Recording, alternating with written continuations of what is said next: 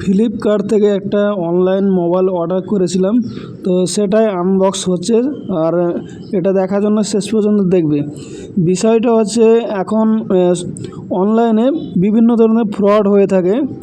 তো কেউ যদি অনলাইন অর্ডার করে থাকো, তো যখন তোমাদের ডেলিভারি আসবে, অবশ্যই ডেলিভারি বয় যখন তোমাকে পার্সেলটা দিতে আসবে তখন আনবক্স করে ওর সামনে দেখে নেবে তোমাকে সেই জিনিসটা সঠিক দিচ্ছে কি না। আর পুরো ওপেন করার পরে তথ্য যাচাই করে যদি দেখো যে হ্যাঁ সব কিছু ওকে আছে, তারপরেই ওটিপি শেয়ার করবে। অন্যথা এখানে বিভিন্ন ধরনের চিটিং হয় মানে অনলাইন অর্ডার দিতে এসে। দেখা গেলো আমরা যে মালটা অর্ডার করি সেই মাল না দিয়ে কোনো ডুপ্লিকেট জিনিস ভরে দেয়, কখনো কখনো খালি ডাব্বা দিয়ে চলে যায়।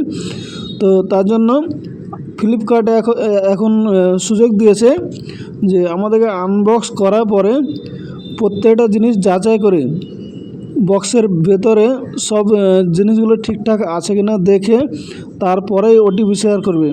তো এই জন্য আমি যখন এটা চেক করার জন্য বললাম, তো উনি বলল এটা ভিডিও করার জন্য।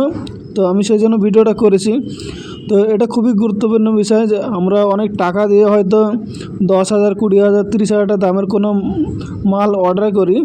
তো অবশ্যই আমাদেরকে যাচাই করে নিতে হবে। যাচাই করার জন্য কোনো আপত্তি নেই। যারা ডেলিভারি বয় থাকবে তারা বাধ্য, আমাদেরকে ওপেন করে দেখাতে তারা বাধ্য। কারণ আমাদের নিজস্ব মাল আমরা ঠিকঠাক পাচ্ছি কি না সেটা আমাদেরকে নিজেদেরকে বুঝে নিতে হবে। যদি ভুলভাল মাল দেয় তো আমরা এখান থেকেই রিটার্ন করতে পারবো।